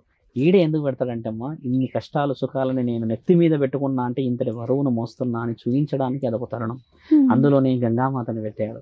గంగామాత ఎందుకు ఉంటుంది ఆ నెత్తిలో అంటే అమ్మా గంగా తరుణం చాలా గొప్పది ఈ భూమండలంలో. మానవులు చాలామంది తెలుసుకోవాలి. శివుడు, విష్ణుదేవుడు, ఇంకేదైనా ఇతర మతస్థులు మా దేవుడు గొప్ప అనే వాళ్ళకి ఒక్కసారి గంగని ఆపి చూపెట్టమనండి భూకంపం ద్వారా. అయితే ఓ రోజు నా తల్లి పార్వతి వచ్చేసి అంటది, ఏమయ్యా ఆవిడెవరినో తెచ్చి నెత్తిలో పెట్టావే, ఇంకా ఆవిడ మొత్తం నీళ్లు అంటే గంగ శరీరం మొత్తం తడుస్తూనే ఉన్నది, ఎప్పుడు చూసినా నీకు గంగని దింపవచ్చు కదా అని అంటే అప్పుడు గంగామాత ఏమంటదంటే నాకు నెత్తిలో స్నానం ఇచ్చాడు, నీకు శరీరం మొత్తంలో స్నానం ఇచ్చాడు కదా అక్క అని అంటే అప్పుడు ఇద్దరు తల్లులు గొడవ పడతారు. నేనుంటాను అంటే శరీరం మొత్తం రావాలి, నెత్తిలోనే ఎందుకు పెట్టావు? ఈమె ఏమనుకుంటుంది, ఆమె నెత్తిలో పెట్టావంటే నాకడ గొప్పదా, నెత్తిలో ఎందుకు పెట్టావని పార్వతీమాత. ఇద్దరి గొడవని పరమాత్ముడు చాలా ఆనందంగా ఇలా చెప్తాడు. తండ్రి యొక్క చమత్కారమైన మాటలు ఇవన్నీ. పార్వతి మానవుడు కష్టాలు, ఇష్టాలు, నష్టాలు, ఆస్తులు, అంతస్తులు అన్నీ సంపాదించి అలసిపోయిన ఒక తరుణం అంటే చాలా చాలా చాలా దౌర్భాగ్యమైన స్థితి. అంటే ఇక కలియుగం అంతమవుతున్న ఆ క్షణం నేను నా మానవులు అంటే నా శరీరం నుంచి వచ్చిన ఆ అణువులు అంటే పిల్లలు, నా యొక్క రక్త మాంసాలతో పెట్టుకున్న మానవులని నేను చనిపోయేతుంటే చూడలేను, నా కన్నులు దాన్ని చూసుకోలేవు. కాబట్టి నా పైన స్థాయి గంగది. కాబట్టి నేను చేయలేని పనిని గంగ చేస్తుంది. కాబట్టి గంగామాత ద్వారా భూకంపాలు వస్తాయమ్మా. పెద్ద పెద్ద పెద్ద పెద్ద అలలు వచ్చేసి 30 సెకండ్స్లోనే మొత్తం సృష్టిని మూసేయగలదమ్మా. అందుకని నా పై స్థాయి నీకు ఎందుకుందంటే నేను నా పిల్లలని చూడలేను, అందుకని నేను కళ్ళు మూసుకొని ఉంటాను. నీవు చేయగలవు ఆ స్థాయి కాబట్టి నిన్ను పైన పెట్టాను. కానీ నాతో పాటు మంచి చెడుల మానవులను కాపాడే అధికారం నా భార్యలాగా నీకు ఉన్నది కాబట్టి శరీర భాగంలో సగం ఇచ్చాను పార్వతి అని అంటే నా తల్లిలు ఇద్దరూ కలిసి. ఎప్పుడైనా మీరు చూసారా తల్లి పార్వతీ పరమేశ్వరుడు గంగామాత నాట్యం ఆడడం? మన పురాణాలలో వాళ్ళు ముగ్గురు ఆడిన నాట్యం కూడా ఉంది. ఆ తరుణం వాళ్ళు ముగ్గురు ఆడారు. ఎక్కువ శాతంగా మనం పార్వతీ పరమేశ్వరుడు ఆడిందే చూస్తాం, కానీ ముగ్గురు ఆడిన తరుణం ఆ తరుణమే. అప్పుడు పరమేశ్వరుడు అమ్మని పైకి తీసేసుకుంటాడు. బాధ్యతలో నిన్ను పెట్టాను, నా జడలో నుంచి బయటికి రాకూడదు, నా అనుమతి నేను జడ విప్పిన తర్వాతే నీకు, అప్పటి వరకు నీవు పొంగకూడదు, ఎన్నో జరిగాయి తల్లి అలా కార్యక్రమాలు. పార్వతీ మాత అందుకే అర్ధనారీశ్వరుడు అర్ధనారీశ్వరుడు యొక్క శరీరంలో ఇద్దరు ఉన్నారు. ఇద్దరు అమ్మ ఉన్నారు. తలపై ఉంది, మాత శరీర భాగంలో ఉంది. అదే సరస్వతి మాత నాలికలో ఉంది బ్రహ్మ. అదే లక్ష్మీమాత గుండెలో ఉంది విష్ణుదేవుడికి. తండ్రి ఏం చేశాడంటే సృష్టికర్తని నేను నాలో లోపం చూపించొద్దని కంప్లీట్గా జస్టిఫికేషన్ చేశాడు. తండ్రి చాలా అసలు ఆయన గారి యొక్క అంతు తెలియదు తల్లి. శివుడిని తెలుసుకోవాలంటే జననం మరణం లేనివాడు పరమాత్ముడు. ఒక క్వశ్చన్ మీలాంటి ఒక అమ్మ నన్ను అడిగితే శివుడే గొప్ప అయింది అని అడిగారు. అడిగితే ప్రతి కులదైవంకి పుట్టుక ఉంది తల్లి. ప్రతి వంశంలో దేవుడు పుట్టారు. మనం హిందూ తీసుకున్నా, ముస్లిమ్స్ తీసుకున్నా, క్రిస్టియానిటీ తీసుకున్నా, ఏ లాంగ్వేజెస్ తీసుకున్నా అమ్మ వాళ్ళ యొక్క జననం మరణాలు రాసుకున్న శాసనాలు ఉన్నాయి. మరి శివుడికి లేదు కదా, మరి ఆయన ముల్లోకాధిపతే కదా. వెరీ సింపుల్ క్వశ్చన్ అది. దానికి ఆన్సర్ కూడా వెరీ సింపుల్. క్వశ్చనే పెద్దగా ఉంది, ఇక్కడ ఆన్సర్ అయితే జస్ట్ జననం మరణం లేనివాడు శివుడు అంతే. నేను అందులో సారాంశం పెద్దగా భావం ఎత్తుకోవచ్చు. అంతకంటే ఇంకా పెద్ద శాసనాలు పురాణాలు అవసరమా తల్లి? ఒక హిందువులాగా పడి ఈ హిందూ జన్మ ఎత్తినందుకు ఇంతకంటే గర్వం ఏముంటుంది? ఇప్పుడు మేము శివభక్తులు అని ఎప్పుడు గర్వంగా ఎందుకు చెప్పుకుంటామంటే అమ్మ నేను జననం మరణం లేని పరమాత్ముడిని నేను కొలుసుకుంటున్నా కదా. అంటే అందరూ దేవతలు మాకు మాలాంటి యొక్క జీవితాల్లో చూస్తున్న ప్రతి ఒక్కరు ఆశీర్వాదం ఇస్తారు కదా. అది ఇప్పుడు శరీరం నుంచి కిందికి వచ్చాం. ఇప్పుడు తల భాగం మూడు కన్నులు పరమాత్ముడికి ఎందుకు ఉంటాయంటే అమ్మ నీకు నాకు కూడా మూడు కన్నులు ఉన్నాయి. It is called a sixth sense. నువ్వు ఆలోచిస్తావు ఊహ. ఎగ్జామ్స్లో ఈ క్వశ్చన్ రావచ్చేమో, లేదా ఏదైనా ప్రాక్టికల్స్లో ఈ క్వశ్చన్ రావచ్చేమో. అంటే యు ఆర్ థింకింగ్, నీ యొక్క రెండు ఐస్ కంటే ఎక్కువ ఆలోచన అంటే నీ మెదడు కొంచెం జస్టిస్ నీవే చేస్తావు. కాకపోతే ఏంటంటే దానికి రుజువు చేయలేవు. ఇవే రావచ్చు అని మనం స్పష్టంగా తీసుకోలేము.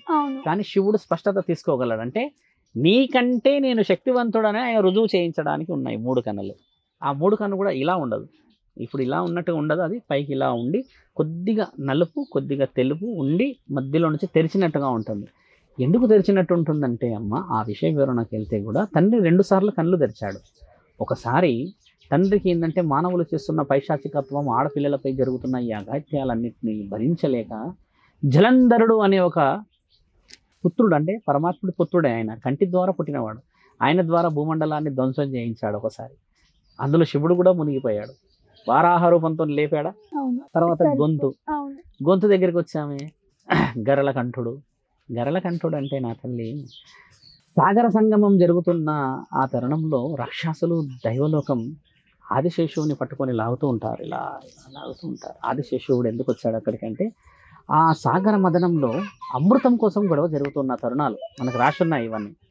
ఆ అమృత ఘడియ బయటకు వచ్చినప్పుడు అమృతం కంటే ముందు ఏమొస్తుందంటే అమ్మ విషం చిమ్ముతుంది. ఈ సర్పం భయంకరమైన, అవి నీళ్ళల్లో పడితే మానవులు నీళ్లు తాగితే ప్రమాదం, మనుషులకి తగిలితే మానవుడు చనిపోయే ప్రమాదం ఆ నీళ్లు తాగిన. అప్పుడు దేవాది దేవతలు భయపడిపోతారు. పరమాత్మ ఏమిటి విపత్తు, ఆదిశేషు విషాన్ని చెందుతున్నాడు కదా, ఎలా మేము ఆపేటిది అని అంటే అప్పుడు శరణు కోరి వచ్చారు కాబట్టి పరమాత్ముడు ఆపుతాడు తల్లి. వచ్చి ఏమంటాడంటే తండ్రి గ్రహిస్తాడు ఆ మాటని. ఏమని, ఒకవేళ నీళ్ళల్లో పడితే నీళ్ళు తాగినప్పుడు ప్రమాదం, మానవుడికి తగిలితే మరో ప్రమాదం కదా అని చెప్పేసి అలా తీసుకొని శంకులో పెట్టి ఇలా తాగుతాడమ్మా. తాగేసి ఇక్కడ ఆపుతాడు. మానవుడి యొక్క బాధని, ఆ యొక్క సర్పం యొక్క విషయాన్ని ఇక్కడే ఎందుకు ఆపుతాడంటే తల్లి ఆయన మింగిన ప్రమాదమే కదా, బయటికి వదిలిన ప్రమాదమే కదా. మీ యొక్క ప్రమాదాన్ని నేను ఇక్కడ పెట్టుకున్నానని చూపించడానికి పెట్టుకున్నాడు. అంటే నాకు ప్రమాదం ఉంది కానీ నేను మింగదలచలేదు, అలా అని బయటికి వదలదలుచుకోలేదు. అంటే ముల్లోకాధిపతిని కాబట్టి మీ యొక్క తండ్రి స్థాయి నాది కాబట్టి నా యొక్క బాధ ఇది అని ఇక్కడ చూపించడానికి పెడతాడు. సర్పము ఆ విలువని నచ్చి ఎప్పటికీ తండ్రి మెడలో ఉంటుంది, నల్లదే ఉంటుంది, ఎక్కువ గమనించండి.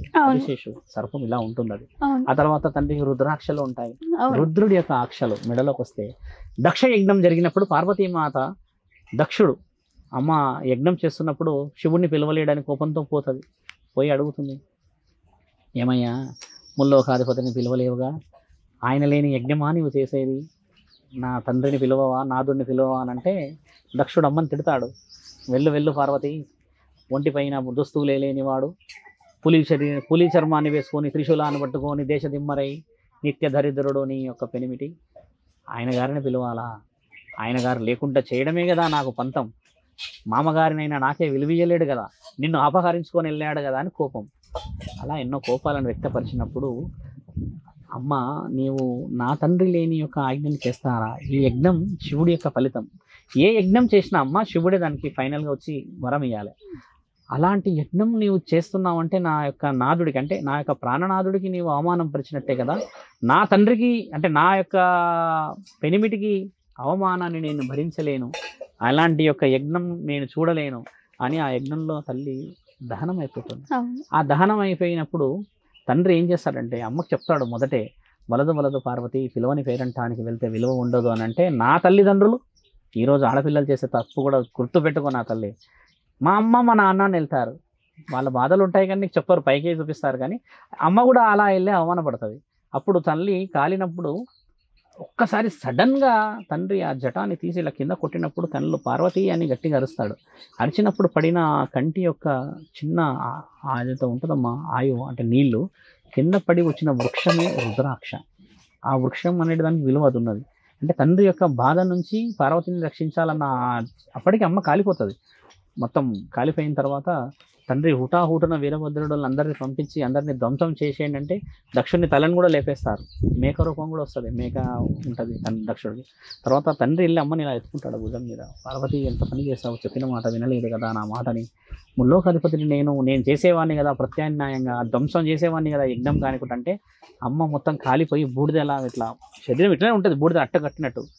ఆ ఏడుస్తూ ఉంటే తండ్రి ఒక యుగం ఏడుస్తాడు అంట అట్లనే పట్టుకొని. మళ్ళీ ముల్లోకాధిపతుల్లో అరే శివుడే అలా ఏడుస్తే సృష్టి మొత్తం కదులుతలేదుగా, గంగామాత కదలదనమాట, నీళ్లు కదలవు అలానే ఉండిపోతాయి, గాలి వీయలు, ఎక్కడి నుంచి ప్రకృతి కూడా కదలదంట, చెట్లు కూడా అలానే ఉండిపోతాయి. అంటే శివుడు కదా ముల్లోకాధిపతి, వీటిని నడిపించే అధిపతి అయినా, అలాంటి వాడు అలా ఉంటే ఎలా అని విష్ణుదేవుడు వచ్చేసి అమ్మని సుదర్శన చక్రంతో 18 ముక్కలు చేస్తాడు తల్లి. ఆ 18 ముక్కలే అష్టాదశ శక్తి పీఠాలు. అప్పుడు ఆ కొట్ట అక్కడ పడిపోతాయి. అప్పుడు తండ్రికి అమ్మ యొక్క దహన సంస్కారాలు చేసే అవకాశం దొరకదు శివుడికి. అలా ఎలా చేసావు విష్ణు అంటే, మీరు అలా ఏడుస్తే మరి భూమండలం ఎలా నడవాలి, ఈ ఇంత పెద్ద సృష్టికి కర్త మీరే అంత బాధపడితే ఏంది అని చెప్తే, అప్పుడు తండ్రి పార్వతి యొక్క దేహాన్ని 18 శక్తిపీఠాలలో కొలవండి అంటే జగద్గురు ఆదిశంకరాచార్యులు పాదనడకతో నడిచి ఆ 18 శక్తిపీఠాలని దర్శించుకొని శ్రీచక్రాన్ని సృష్టించి దాంట్లో మంత్ర ఉచ్చరణ స్పందించి 18 యొక్క శక్తిపీఠాల యొక్క బలాన్ని పెట్టిన శ్రీచక్రం ఇంకా ఉంది మన దగ్గర బలం ఉంది కదా. ఇప్పుడు మనం చేస్తున్న ఈ హైదరాబాద్ నగరం అంటే ఈ తెలంగాణ ఆంధ్రప్రదేశ్లో 3 శక్తిపీఠాలు ఉన్నాయి. జోగులాంబ అలాంపూర్, మల్లికార్జున స్వామి భ్రమరామిక శ్రీశైలం, ద్రాక్షారామం 3 ఉన్నాయి. ఈ యొక్క రాష్ట్రం చాలా గొప్ప తల్లి, ఏ రాష్ట్రంలో లేదు, ఎక్కడెక్కడెక్కడెక్కడో కూడా ఉన్నాయి. చాలా మందికి దర్శనం లేదు, శ్రీలంకలో ఎక్కడో ఉందమ్మా, శృంగేరి, అక్కడ దర్శించుకోలేము మనం కదా, అలా ఉన్నాయి. అలా మీరు అన్నట్టుగా రుద్రాక్షల దగ్గరికి వచ్చి శరీర భాగం కిందికి వచ్చినప్పుడు అమ్మ తండ్రికి ఇక్కడ పాశం ఉంటుంది, ఇప్పుడు నాకున్నట్టుగానే నల్లది. ఈ పాశం ఏంటంటే తండ్రి చేతిలో ఉండాల్సింది. ముల్లోకాధిపతి ఇష్టమైన భక్తులని మీరు మొదట ప్రశ్న అడిగారు మనం ఓరల్గా మాట్లాడినప్పుడు. ఒక అఘోరాలు చావు బతుకులో ఉన్న వాళ్ళని లేదా చనిపోయిన వాళ్ళని బ్రతికిస్తారా స్వామి అన్నప్పుడు నేనేమన్నా అమ్మ నిజంగా కారణం చేత బ్రతికి ఆయనకి జీవితం రాసి ఉన్నది అని అంటే ఖచ్చితంగా పరమాత్ముడు ఆజ్ఞిస్తాడు బ్రతికించడానికి అన్నాను కదా. శివుడి నడుము దగ్గర పాశం ఉంటుందమ్మా. ఆ నడుము దగ్గర పాశం ఉండి కిందికి వచ్చినప్పుడు పులి చర్మం ఉంటుంది. పులి చర్మం ఎందుకు ఉంటుంది అంటే అమ్మ నేను వీరుడినే, నేను చంపిన పులి ఇది, ఆ యొక్క చర్మాన్ని నేను వేసుకున్నా అంటే నన్ను భయపడించేవాడు ఎవడు లేడు అని రుజువుకు చూయిస్తాడు పులి చర్మం. తర్వాత తండ్రికి చేతిలో ఒక ఋషివరులకు ఉన్నట్టుగానే మీరు కలశాన్ని చూస్తారు, దానికి నీళ్ళు ఇలా ఉంటాయి. ముల్లోకాధిపతి గంగని ఏ విధంగా అయినా ఉపయోగించుకోవడానికి ఆశీర్వాద బలం అది. ఈ చేతిలో త్రిశూలం, సంహారణ చేయడానికి భయం. చాలా తక్కువ తరుణంలో చూసాం తండ్రి త్రిశూలాన్ని ఉపయోగించడం. ఆయన ఉపయోగించడం అనేది కాదు, ఆయన మాటే చాలా పవర్ఫుల్. పెద్ద మంచి మంచి వ్యక్తులు కూర్చోబెట్టేస్తాడు కదా, అందరికీ అన్ని ఇచ్చేసాడు. నీ కులదైవం ఇచ్చాడు, ఇలవ ఇప్పించాడు, పక్కనే స్నేహితులు ఇచ్చాడు, అన్ని ఇచ్చేసాడు. ఇంకా ఆయన ఇచ్చేసింది కూర్చొని ఇలా పెట్టుకొని ఏం చేస్తాడు తెలుసా అమ్మ, ఇలా కూర్చుంటాడు. ఇంకా ఇలా కూర్చొని చేసేది ఏం తెలుసా, తండ్రి కళ్ళు మూసుకొని ప్రతి కడపలో ఏమి జరుగుతుందో చూస్తాడు నా తల్లి. కళ్ళు మూసుకునేది శివుడు, అందుకే కళ్ళు ఇలా మూసుకొని ఎప్పుడు కూడా ఇలానే ఎందుకుంటాడంటే ప్రతి కడపలో ఆయన చెవు పోయి ఏమి జరుగుతుందో వింటాడు అనమాట. ఆ అంతరార్థం బ్రాహ్మణులు కూడా చెప్పలేరు, కావాలంటే అడిగి తెలుసుకోండి. ఎందుకంటే విషయ వివరణ పరమాత్మని మీరు ఇంత చక్కగా అడిగారుగా. మనం కిందికి వచ్చాం, కాళ్ళకు వచ్చేసరికి కడియాలు ఉంటాయి. ఆ కడియాలు ఎందుకంటే ఆయన ఎక్కడికి వెళ్ళడానికైనా, వెండి కడియాలు ఎవరికైనా ఎందుకుంటాయంటమ్మా, ఇది ఎక్కడికి అయినా వెళ్ళడానికి అధికారం. ఇది బంగారు కడియాలు ఉండవు అక్కడ. బంగారం అనేది ఇంటికి మాత్రం, ఒంటికి మాత్రమే. వెండి వేసుకున్న దేవతలే ఉంటారు ఎప్పుడు చూసినా. విగ్రహాలకు వెండే పెడతాం మనం ఎక్కువ. ఎందుకు పెడతామంటే అమ్మా, వెండి అర్హత అందరికీ, అదే బంగారం పెడితే అందరికీ రాదు అర్హత, ఆ ఇంటి వాళ్ళకి వస్తుంది. అలా శివుడి యొక్క తరుణం తల్లి కింది నుంచి పైనుంచి చూసుకుంటే. ఇప్పుడు పరమాత్ముడి ఆజ్ఞలో మనం ఎప్పుడు కూడా మిస్ కాకుండా చెప్పాల్సిన విషయం నందీశ్వరుడు. శరీరం అంతా చెప్పాము, శరీరం ముందే నందీశ్వరుడు ఉంటాడు. ఆయన తండ్రి యొక్క మొదటి భక్తుడు.